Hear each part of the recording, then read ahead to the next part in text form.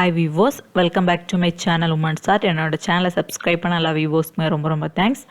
நாம் இன்றைக்கி 2 colour rose use பண்ணி எப்படி நம்ம ஜடவேணி ரொம்ப ஈஸியாக கட்டுறது அப்படின்ட்டு இந்த வீடியோவில் பார்க்க போகிறோம். அதுக்கு நம்ம பிங்க் கலர் ரோஸும் எல்லோ கலர் ரோஸும் நம்ம எடுத்துக்கலாம்.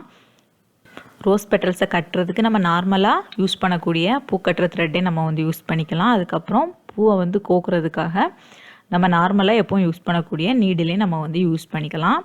இவ்வளோ திங்ஸை வச்சு நம்ம ரொம்ப ஈஸியாக ஜடவேணி எப்படி கட்டுறது அப்படின்ட்டு இந்த வீடியோவில் நம்ம பார்க்க போகிறோம். அதுக்கு ஃபஸ்ட்டு நம்ம ரோஜா பூவோட பெட்டல்ஸ் எல்லாம் தனியாக எடுக்க போகிறோம். அது ஏற்கனவே நான் நிறைய வீடியோவில் அப்லோட் பண்ணியிருக்கேன். இந்த மாதிரி பெட்டல்ஸை மேலேயும் கீழேயும் அசைச்சோம் அப்படின்னா பெட்டல்ஸ் எல்லாமே தனியாக நம்ம கையில் எல்லா பெட்டல்ஸுமே வந்துடும். அதில் ஒரே சைஸில் இருக்க பெரிய பெட்டல்ஸ் எல்லாம் தனியாக எடுத்துகிட்டு சின்ன பெட்டல்ஸ்லாம் நம்ம ஒதுக்கி வச்சிடலாம். இந்த மாதிரி ஒரே சைஸில் இருக்க எல்லா பெட்டல்ஸும் எடுத்துக்கோங்க பூ கோக்குறதுக்கு. இதே மாதிரி 2 கலர் பெட்டல்ஸும் நம்ம தனித்தனியாக எடுத்து வச்சுக்க போகிறோம். பாருங்கள், நான் 2 கலர் பெட்டல்ஸும் தனித்தனியாக எடுத்து வச்சுட்டேன். இனி நம்ம எப்படி பூவை கோக்குறது அப்படின்ட்டு பார்க்கலாம். அதுக்கு முன்னாடி நீடில் நூல் போட்டு நம்ம எடுத்து வச்சுக்கலாம். எப்படி நாட் போட்டிருக்கேன்னு பாருங்கள். லாஸ்ட்டில் கொஞ்சம் த்ரெட் விட்டுட்டு அதுக்கப்புறம் இந்த மாதிரி நாட் போட்டிருக்கேன்.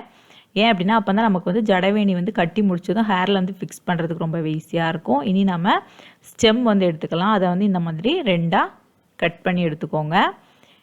இதுதான் ஃபஸ்ட்டு நம்ம எப்போவுமே கோக்கணும். அதுக்கப்புறம் தான் பெட்டல்ஸ் கோக்கணும். ஃபஸ்ட்டு நம்ம ஒரு ஸ்டெம்மை கோத்துக்க போகிறோம்.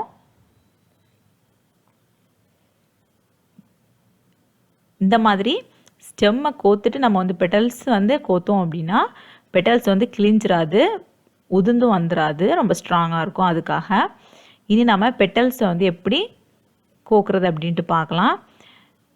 நம்ம இந்த மெத்தடில் பெட்டல்ஸ் எப்படி மடிக்கிறது அப்படின்ட்டு பாருங்கள். 2 பக்கமும் இந்த மாதிரி மடிக்கணும். பாருங்கள், பூவோட நல்ல பக்கம் வெளியே தெரிகிற மாதிரி 2 பக்கமும் இந்த மாதிரி நடுசில் குளிஞ்சு வர மாதிரி பெட்டல்ஸ் மடிச்சுக்கோங்க. இந்த மெத்தடில் தான் இன்றைக்கி நாம் பூ கோக்க போகிறோம். இன்னொரு பெட்டல்ஸும் காமிக்கிறேன் பாருங்கள்.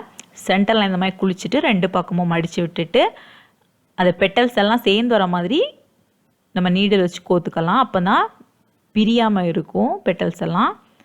ஃபுல்லாகவே இதே சேம் ப்ரொசீஜரில் தான் நம்ம கட்ட போகிறோம். இந்த மெத்தடில் நம்ம பெட்டல்ஸ் வச்சு வேணி கட்டுறது ரொம்பவே அழகாகவும் இருக்கும், டிஃப்ரெண்ட்டாகவும் இருக்கும். இந்த மாதிரி தான் நமக்கு எவ்வளோ லென்த்துக்கு வேணுமோ அவ்வளோ லென்த்துக்கு கட்டிக்கலாம். ஃபஸ்ட்டு நம்ம பிங்க் கலர் ஃப்ளவர் ஓரளவு லென்த்துக்கு கட்டியிருக்கேன் பாருங்கள். இந்த அளவுக்கு போதும். இனி நம்ம இதை கரெக்டாக அந்த த்ரெட்டுக்குள்ளாடி போகிற மாதிரி இழுத்து விட்டுருங்க. த்ரெட்டை மட்டும் இழுத்து இந்த மாதிரி பூவை உள்ளாடி விட்டுருங்க. பாருங்கள், அழகாக வந்துடுச்சு. இதே மாதிரி நம்ம எல்லோ கலர் பூவை நம்ம கட்ட போகிறோம். இதே சேம் ப்ரொசீஜரில் தான் பெட்டல்ஸை மடிக்க போகிறோம். பாருங்கள், 2 பக்கமும் பெட்டல்ஸ் வெளியே வர மாதிரி வச்சுட்டு சென்டரில் குழிவாக வர மாதிரி வச்சுக்கோங்க. பெட்டல்ஸ் எல்லாம் சேர்ந்து வர மாதிரி நீடில் கோத்துக்கோங்க. அப்போ தான் பெட்டல்ஸ் கிளியாமலும் இருக்கும், உதிர்ந்து வராமலாம் இருக்கும். பாருங்கள், இந்த மாதிரி இதே மாதிரி தான் எல்லோ கலர் பெட்டல்ஸும் ஓரளவு லென்த்துக்கு, அதாவது நம்ம பிங்க் கலர் பெட்டல்ஸ் எவ்வளோவுக்கு கட்டியிருக்கோமோ அதே அளவுக்கு வர மாதிரி எல்லோ கலர் பெட்டல்ஸும் நீங்கள் கட்டிக்கோங்க. ஏன்னா நமக்கு 2 ஃப்ளவர்ஸும் காம்பினேஷனாக வரதுனால கரெக்டாக அதே அளவு லென்த்துக்கு வர மாதிரி கட்டிக்கலாம். பாருங்கள், எல்லோ கலரும் அதே அளவுக்கு கட்டிட்டேன். எல்லோ கலர் பெட்டல்ஸையும் கரெக்டாக அந்த த்ரெட்டுக்குள்ளாடி போகிற மாதிரி இந்த மாதிரி விட்டுருங்க உள்ளாடி. பாருங்கள், இதே மாதிரி தான் நம்ம 2 கலர் வச்சும் அடுத்தடுத்து கட்ட போகிறோம். அடுத்து பிங்க் கலர், எல்லோ கலர் அந்த மாதிரி அடுத்தடுத்து நம்ம கட்டலாம். எவ்வளோ லென்த்துக்கு வேணுமோ அவ்வளோ லென்த்துக்கு நம்ம கட்டிக்கலாம். நான் கட்டிட்டு காமிக்கிறேன் பாருங்கள். நான் இந்த அளவு லென்த்துக்கு நான் கட்டியிருக்கேன் ஜடவேணி. இனி நம்ம லாஸ்ட்டில் இன்னொரு ஸ்டெம்மும் நம்ம கோத்துக்கலாம். அப்போ தான் நமக்கு லாஸ்ட்டாக கட்டின பூ எல்லாமே உதிராமல் இருக்கும். அதுக்காக இந்த மாதிரி 2 பக்கமும் நம்ம எண்டில் ஸ்டெம் வச்சு கோத்துக்கலாம். இனி நம்ம கட்டி முடிச்சாச்சு. லாஸ்ட் அந்த ஸ்டெம்முக்கு மேலே நாட் போட்டு விட போகிறோம். அப்போ தான் நமக்கு இந்த பக்கம் லூஸ் ஆகாமல் இருக்கும் ஜடவேணி. நாட் போட்டாச்சு. இனி நம்ம இந்த பக்கம் எவ்வளோ லென்த்துக்கு த்ரெட் வேணுமோ அவ்வளோ லென்த்துக்கு த்ரெட்டை விட்டுட்டு கட் பண்ணி எடுத்துருங்க. பாருங்கள், நம்ம ரொம்ப ஈஸியாக ஜடவேணி கட்டு முடிச்சாச்சு.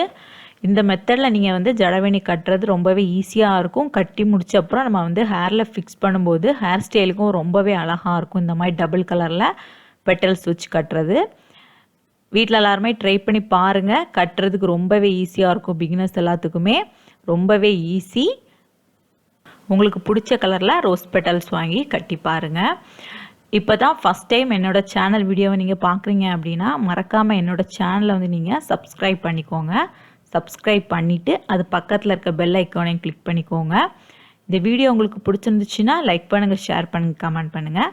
தேங்க்ஸ் ஃபார் வாட்சிங் மை வீடியோ.